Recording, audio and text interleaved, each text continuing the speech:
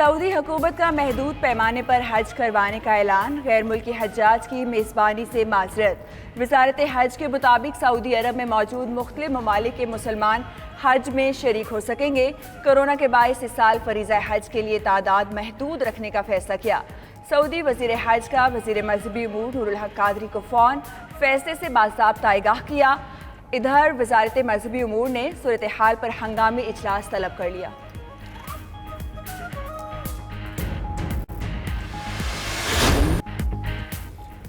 वफाकी वजीर फवाद चौधरी अपनी हुकूमत के खिलाफ ही फट पड़े। अमरीकी टीवी को इंटरव्यू में कहा कि लोगों की तवक्कुआत ज्यादा थीं, पीटीआई हुकूमत ने कोताहियां की। तहरीक इंसाफ के अंदरूनी झगड़ों ने पार्टी और हुकूमत दोनों को नुकसान पहुंचाया। जहांगीर तरीन ने असद उमर को हटवाया। असद उमर दोबारा वजीर बने तो जहांगीर तरीन को हटवा दिया।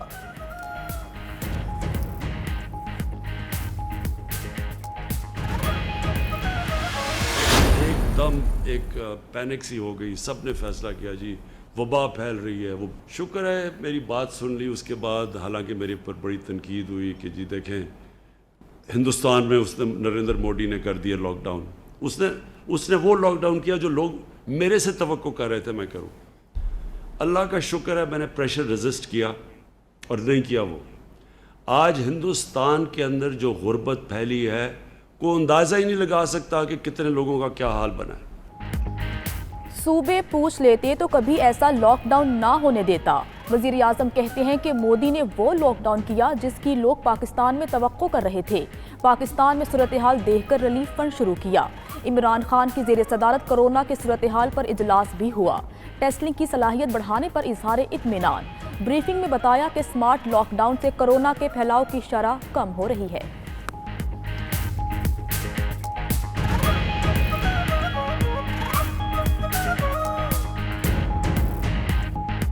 लाहौर के मज़ीद 8 इलाकों में सख्त लॉकडाउन नाफिज। गुलबर्ग, मॉडल टाउन, डिफेंस, गुलशन Ravi, Faisal town, garden town और अंदरून शहर को मुकम्मल बंद कर दिया गया। पेशावर में हयाताबाद फेज 7 और मंडी हसन खैल में भी स्मार्ट लॉकडाउन। इस्लामाबाद में भी मज़ीद कई इलाके सील करने का फैसला। सेक्टर G612, G104, G72 और गौरी टाउन शामिल तमाम इलाकों को कल शाम 7 बजे से सील कर दिया जाएगा। जनाब यारी शुरू कहां से हुए? चंदे से। वो जी पार्टी बनानी, अस्पताल बनाना है, चंदा दो। पार्टी बनानी है, चंदा दो। जलसा करना है, चंदा दो। धरना देना है, चंदा दो। अब हुकूमत मिल गई है, चलानी है, चंदा दो। डैम बनाना है, चंदा दो। कोरोना आ गया है, कहते चंदा दो। वो खुदा की कसम सारी जिंदगी ईदी को लोगों ने पैसे दिए, इसने उससे भी चंदा ले लिया। ऐसा जालिम आदमी है। कौमी असम्बली का इजलास। अब्दुल कादिर पटेल ने हुकूमत को निशाने पर रख लिया। कहते हैं वज़ीर आज़म हर मामले में चंदा मांगने लगते हैं। दौरान इजलास राजा रियाज अपनी हुकूमत पर ही बरस पड़े। कहा फैसलाबाद से लेकर मुल्तान तक पेट्रोल नहीं मिल रहा। डिप्टी स्पीकर के बोलने की इजाजत ना देने पर राजा रियाज का वॉकआउट।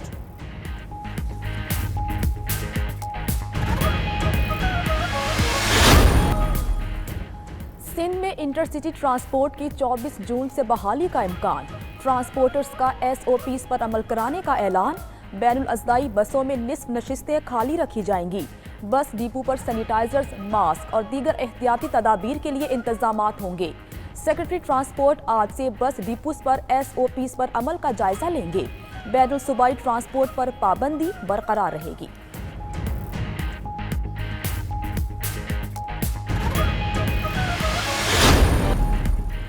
सेक्रेटरी दाखिला मेजर रिटायर्ड आजम सुलेमान ने कबल अज़ वक्त रिटायरमेंट ले ली। वज़ीर आज़म ने सेक्रेटरी दाखिला की रिटायरमेंट की मंजूरी दे दी। मेजर रिटायर्ड आजम सुलेमान 30 जून को अपने ओहदे से सबकदोश हो जाएंगे। एस्टैब्लिशमेंट डिवीजन ने बाज़ाब्ता मुरासला जारी कर दिया।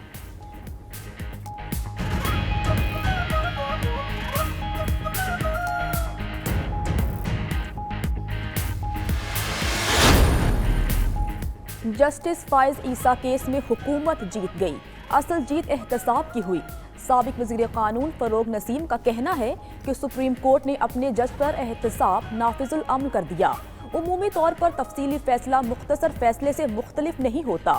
نواز شریف کے پاناما کیس اور فائز عیسیٰ کیس میں مماثلت ہے۔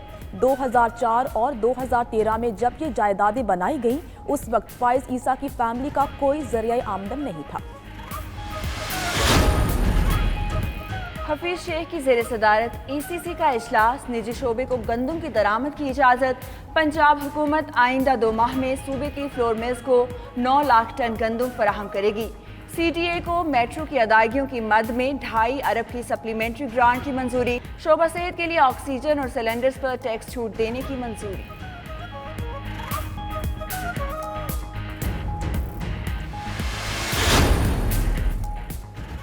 کراچی والوں کے لیے بری خبر کہ الیکٹرک نے مزید لوڈ شیڈنگ کا اندیا دے دیا۔ ترجمان کے الیکٹرک کے مطابق گیس اور فرنس آئل کی فراہمی میں کمی سے پیداواری صلاحیت متاثر ہوئی۔ لوڈ شیڈنگ کا دورانیہ بڑھ سکتا ہے۔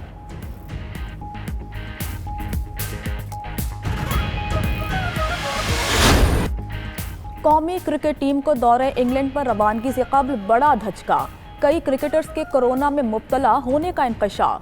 راولپنڈی میں 5 میں سے 3 کھلاڑیوں کے ٹیسٹ مثبت آ گئے۔ شاداب خان، حارث رؤف اور حیدر علی شامل ہیں۔ ٹیسٹنگ سے قبل تینوں میں کورونا کی کوئی علامات نہیں تھیں۔ دیگر شہروں سے بھی اسکواڈ کے باقی کھلاڑیوں اور سٹاف کی رپورٹس آنا باقی ہیں۔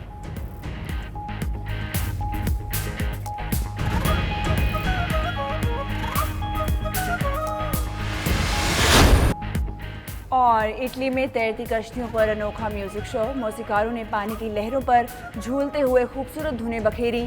کنارے پر کھڑے شہری موسیقی سے لطف اٹھاتے رہے۔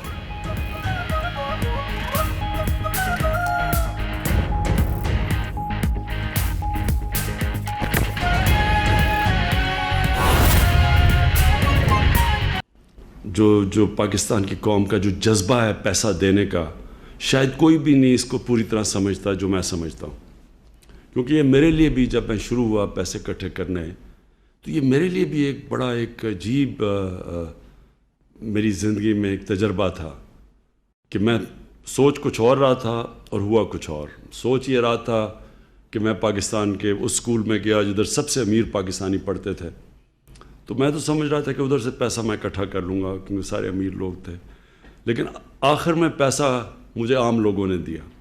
وہ لوگ جو بھی آپ نے بات کی خورشید نے، کہ جو چھوٹی ڈونیشن یہ جو ہمارا 4.5 ارب روپیہ پرائم منسٹر ریلیف فنڈ میں ہے، اس میں 50% چھوٹی ڈونیشنز ہیں، تو عام لوگوں نے ڈونیٹ کیا۔ تو یہ ایک ہمارے ملک کی بہت بڑی طاقت ہے جو ہم ریئلائز نہیں کرتے۔ ہمارے ملک کے جو لوگ ہیں ان میں بہت بڑا جذبہ ہے خیرات دینے کا، اور یہ اس لیے ہے کہ یہ اللہ میں مانتے ہیں اور آخرت میں مانتے ہیں۔ کیونکہ مجھے شروع میں نہیں سمجھ تھی، کہ میں سوچتا تھا پیسے والے لوگ تو پیسے نہیں دے رہے، تو عام آدمی پیسے دے رہا ہے جس کے پاس ہے ہی کچھ نہیں اور کم ہے۔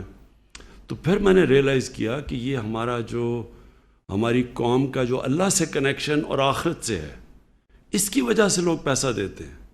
تو جو مجھے سب سے زیادہ پیسہ، اور میں 30 سال میں کسی نے اتنا پیسہ پاکستان میں اکٹھا نہیں کیا جو میں نے کیا، تو جو ہمیشہ میں نے دیکھا سب سے زیادہ پیسہ وہ لوگ دیتے ہیں جن میں اللہ میں ایمان اور آخرت میں ایمان ہے، اور یہ میرے لیے آہستہ آہستہ میں نے ڈسکور کیا۔ جب پاکستانی قوم کا کبھی بھی کوئی چیلنج آیا، ایک تو میں نے جب لوگوں کے پاس گیا کہ کوئی کینسر ہاسپٹل ہی ہمارے ملک میں، کینسر کا مریض اتنا مہنگا علاج افورڈ کر ہی نہیں سکتا عام آدمی، تو اس کے لیے ایک ایسا ہاسپٹل چاہیے کہ پیسے والے لوگ بھی باہر نہ جائیں، اور جو یہاں ہیں ان کو بھی، بیچارے غریب لوگوں کو جو افورڈ نہیں کر سکتے، ان کا مفت علاج ہو۔ بڑا چیلنج تھا۔ یہ کہیں بھی دنیا کے اندر یہ ایکسپیریمنٹ کامیاب نہیں ہو جو شوکت خانم ہے۔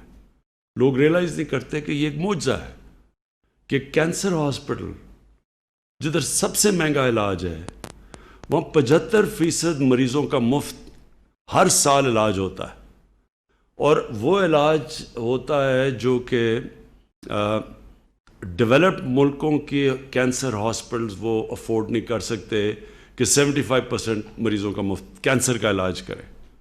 تو وہ اس لیے ہوتا ہے کہ انہی لوگوں نے کینسر ہاسپٹل بنایا، پاکستانیوں نے، اور یہی لوگ اس کو چلا رہے ہیں۔